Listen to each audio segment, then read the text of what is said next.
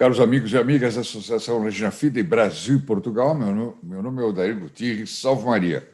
Hoje, nosso programa vai ter uma matéria bem interessante que vocês vão adorar, uma história de um milagre que se passou há 68 anos, exatamente, 68 anos e 2 ou 3 dias, como vocês vão ver, mas que foi impressionante, o Padre Pio ainda em vida. Mas eu queria, antes de mais nada, lembrá-los de que a distribuição das fotos do Padre Pio, essas fotos gratuitas que nós estamos distribuindo, vai até o dia 5. Portanto, temos poucas horas para você telefonar. Você que ainda não fez, fazê-lo. Telefonar para cá é grátis, você liga, é mandado. Se você que não conseguir ligar no grátis, liga no outro. Infelizmente, aí você paga uma ligaçãozinha local. Mas, enfim, não deixe de pedir sua foto. Não deixe de pedir sua foto, porque às vezes o correio demora, tem gente que reclama. Então, quanto antes pedir, melhor. Entronizar o Padre Pio, você ter a sua casa, seu lar, sob o olhar e sob a proteção do Padre Pio. Bom, não se esqueçam, vocês vão ver também como é importante nessa história que nós vamos contar aqui, como é importante a inscrição. A inscrição na qual você faz a sua inscrição, seu nome entra na missa da próxima quinta-feira. Depois, cada vez que você compartilha qualquer vídeo do Padre Pio, você inclui pessoas na missa também, e vocês vão ver que é muito importante. Nós temos muitas missas nas nossas intenções, nas nossas necessidades. Isso posto, com as bênçãos do nosso queridíssimo Padre Pio, vamos começar o programa Padre Pio.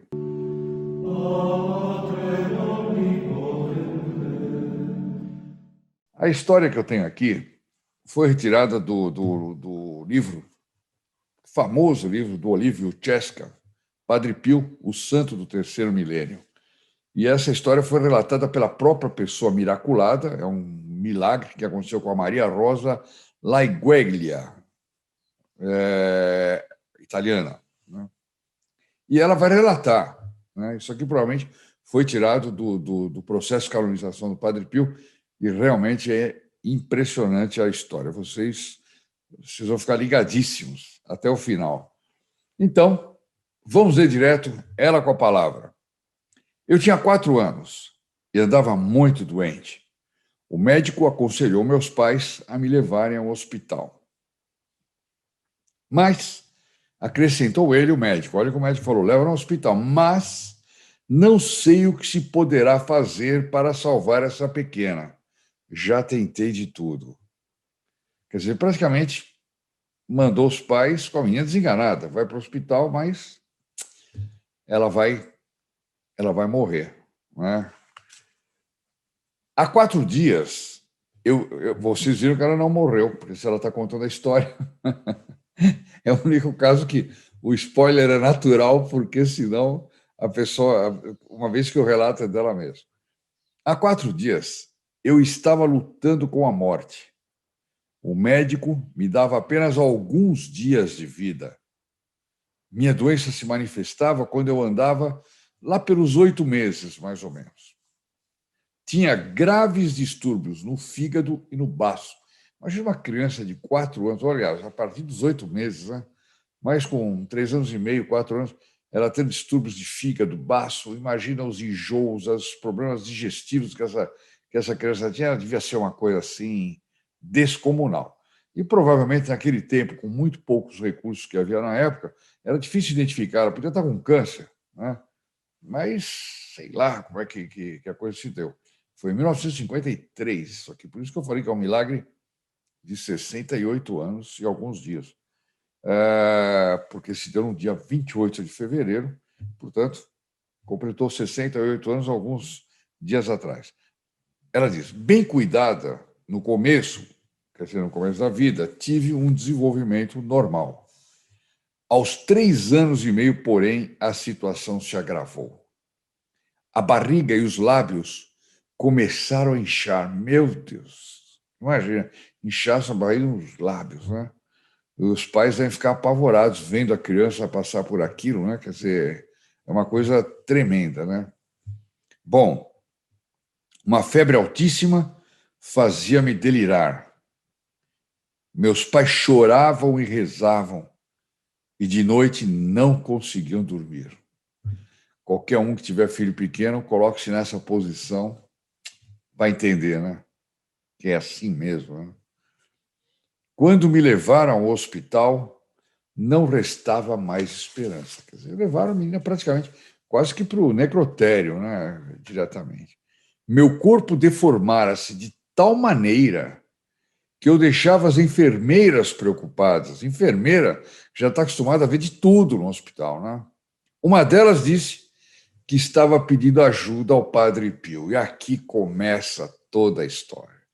Essa enfermeira que começou a pedir, você que está me ouvindo, que é enfermeira, etc., quanta coisa você pode fazer pelos pacientes de quem você cuida, né? Pedir ao Padre Pio. Olha só que coisa impressionante. Veja como é importante, por exemplo, a gente compartilhar um vídeo desse, né? Para que outras pessoas aprendam a rezar para o Padre Pio. Veja como é importante, por exemplo, você que quer ser filho protegido do Padre Pio, por exemplo, que você pode também fazer através desse telefone que eu estou colocando aqui embaixo, já pede a sua foto, já pede para ser filho protegido do Padre Pio, pronto. Você vai ter 72 missas por ano nas suas intenções, ou mais até, né? Em dias festivos, etc. Quer dizer, a gente precisa muito de orações, muito, muito. Ninguém nunca sabe o que pode acontecer no futuro, né? Nós somos pais, não sabemos o que pode acontecer com nossos filhos, com nossos netos, e assim por diante. Mas como é bom ter 72 missas anuais nas nossas intenções. Nós podemos colocar as intenções de todo mundo, tudo que a gente se preocupa nessas missas. Bom, entre parênteses, a mamãe já tinha ouvido falar dos milagres dele, do Padre Pio. O Padre Pio já era famoso em vida, né? E, imediatamente, quando a enfermeira disse que estava rezando para o Padre Pio ajudar, ela disse: ah, sim, ele vai curar minha filha. Precisamos pedir sua ajuda. Arranjaram um santinho do Padre Pio. Já tinha santinho dele antes dele ser canonizado, hein? Olha a fama de santidade. Eu me lembro, quando era criança, de ter visto o santinho do Padre Pio. Não entendi nada na época, mas já existia. E ele estava vivo, né?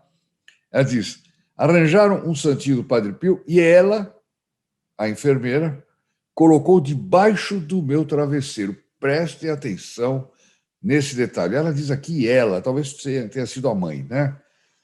Guardem esse detalhe, o santinho debaixo do travesseiro, que ele vai ser importante lá na frente. Uma senhora do hospital mandou uma carta expressa a San Giovanni Rotondo pedindo socorro. Olha como as pessoas pediam orações umas pelas outras. Uma senhora do hospital pedindo orações ao Padre Pio para aquela criança. Que coisa linda, né? Isso é solidariedade, né? Isso é quando fala solidariedade, dá um copo d'água, dá uma cesta básica, tá bom, é muito bom. E rezar, hein? Alguém reza em solidariedade ao outro. Alguém pede orações pelo outro. Alguém coloca o outro nas intenções de uma santa missa, pela saúde, pelo problema financeiro que estiver passando, etc. Isso é solidariedade. Solidariedade espiritual, solidariedade que pensa nas necessidades reais da pessoa, ou seja, nas necessidades eternas, nas necessidades de salvação. Então, ela mandou uma carta, uma senhora do hospital, não é nem a mãe nem a enfermeira, uma carta expressa, São Giovanni Rotondo. Imagina como devia ser a carta expressa naquele tempo, não devia ser tão expressa. Talvez fosse até melhor do que hoje, porque hoje está tão ruim o negócio que talvez fosse até mais rápido. Passaram-se 2 dias. A 1h da madrugada do dia 28 de fevereiro de 1953, 68 anos atrás, 28 de fevereiro foi anteontem, né? Então, improvisadamente, deve estar a tradução aqui, não. A mãe e a avó sentiram no quarto da menina um perfume de rosas muito forte. Olha só que coisa impressionante. Perfume de rosas. Às vezes a gente ouve dizer que o Padre Pio, quando alguém sente o perfume do Padre Pio, é um perfume de violetas. Não. Aqui, no caso, foram um perfume de rosas. Na madrugada, uma da madrugada. Naquele momento, parei de gemer. Quer dizer, a criança estava gemendo e chorando o tempo todo, parou de gemer. Mamãe soltou um grito. Achou que eu tinha morrido. Estava esperando. Chegando mais perto, porém, notou que, ao contrário, minha respiração se tornara normal. Ela estava ofegante. Claro, uma pessoa moribunda, pronta para se entregar para Deus, pronta para a morte. Né?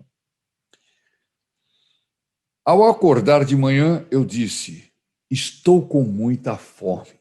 Uma menina que estava morrendo e acorda: estou com muita fome. Os médicos olharam-se apatetados. Quer dizer, com cara de pateta. Mas como essa mulher está para morrer? Nenhum médico pôs em dúvida que ela estava para morrer. Não tinha nenhum que chegou lá e falou: não, eu achava que tinha solução sim. Não, não. Era unânime. Todos tinham certeza que a menina ia morrer em questão de horas. Mas a enfermeira tinha fé. Rezou para o Padre Pio. Uma senhora que estava lá no hospital mandou uma carta para São Giovanni Rotondo. A mãe colocou o santinho debaixo do travesseiro da menina. Olha quanta coisa maravilhosa aconteceu para vocês verem no que vai dar. Minha mãe e meu pai mal conseguiam acreditar. Não, não é alucinação, gritava minha mãe, beijando-me. É verdade mesmo, ela está curada. Depois, tirou a estampa do Padre Pio que estava debaixo do travesseiro, beijou-a e quis que eu a visse. E olha o que vai acontecer agora. Ela então diz: mãe, quem é esse frade?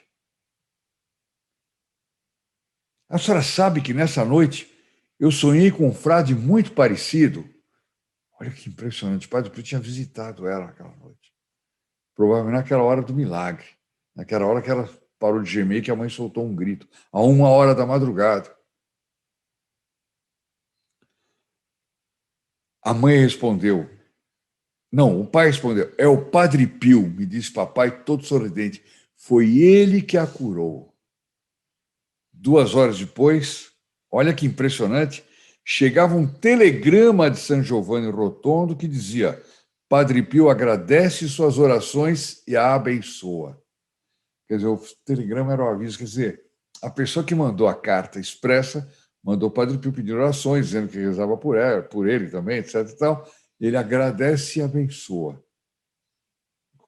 Tudo tão rápido que eu sou levado a achar, naqueles tempos, para ser tudo tão rápido, que aí quem levou o telegrama foi o anjo da guarda, porque o Padre Pio fazia coisas dessas, né? Na guerra, tinham mães que levavam cartas para os filhos, que estavam não sei que lugar lá lutando, etc. Os filhos recebiam, porque o Padre Pio mandava o anjo levar, né? Com Santa Gema Galgani também acontecia isso, né? E quando o filho voltava da guerra, mãe, obrigado, recebi sua carta, tal. Ou seja, era confirmado, né? Eu acho que esse telegrama aqui, essa carta expressa também foi levada pelos anjos. E o telegrama também foi trazido pelos anjos, por mais rápido que seja o telegrama, de qualquer maneira, naqueles tempos. Os médicos mantiveram-me em observação por 6 dias. Claro, o médico não acreditava. Como é que uma pessoa que está morrendo, de repente está ótima, vendendo saúde, vai, deixa aí em observação, porque isso aí é aquele bem-estar que muita gente sente antes da morte. Vamos deixar aí, vamos deixar aí. Né? Procuraram uma explicação científica. É sempre a ciência, é sempre a ciência. Sempre tem que ter ou uma explicação científica ou então não é milagre. Né? E não encontraram. Ela está dizendo, claro, que milagre nem sempre tem explicação. Às vezes o milagre se passa através de uma ação científica, que é provada do ponto de vista científico. Mas, frequentemente, o milagre altera as regras da natureza. É o caso da menina que enxergava sem nervo óptico, que foi a Lourdes, saiu de lá enxergando. Com o Padre Pio também, uma menina que não tinha uma das partes também fundamentais da vista, né? Cristalina, também não enxergava. Eu acho que eu faço cada heresia aqui do ponto de vista médico, que os médicos do canal ficam de cabelo em pé. Mas, enfim, eu não sou médico. Não tem jeito. Então, o milagre é de molde a criar uma situação extraordinária dentro de uma situação natural, quer dizer, uma situação que naturalmente não se daria. Procuraram, então, uma explicação científica, não encontraram. Tinha sido mesmo um milagre. No dia 5 de março, eu estava no pátio de casa, corria e brincava com as outras crianças. 5 de março, 68 anos atrás.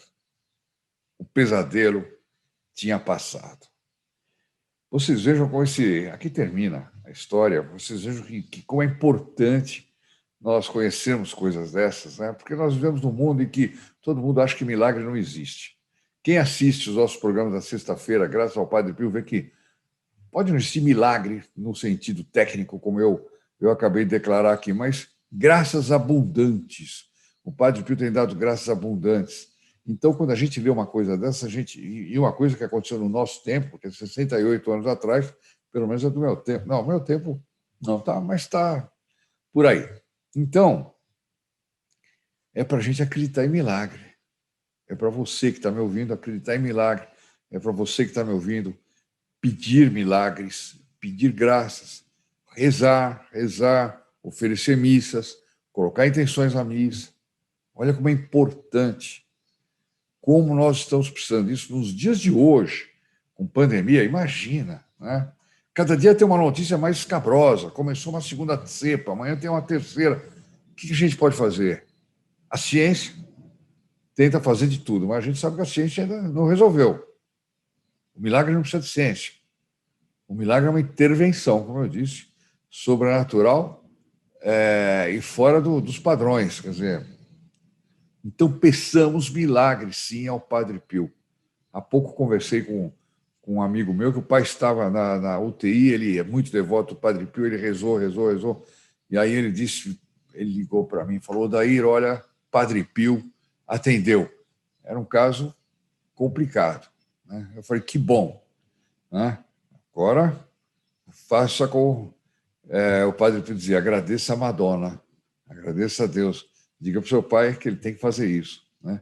É importante, muito importante. Meus amigos, eu me despeço com essa mensagem sobre a importância da oração, de pedir, de suplicar, né? E vamos fazer com que cada vez nós tenhamos mais esse espírito sobrenatural de confiar mais nas coisas de Deus do que nas coisas da terra, né? E é nessa intenção que eu deixo todos com a Ave Maria, um por todos, todos por um, com a bênção do Santo Padre Pio. E até amanhã. Salve Maria. Ave Maria, cheia de graça. O Senhor é convosco. Bendita sois vós entre as mulheres, e bendito é o fruto do vosso ventre, Jesus. Santa Maria, Mãe de Deus, rogai por nós, pecadores, agora e na hora da nossa morte. Amém. In nome del Padre, del Figliolo e dello Spirito Santo, e così sia. Sia lodato Gesù e Maria, e buonanotte a tutti.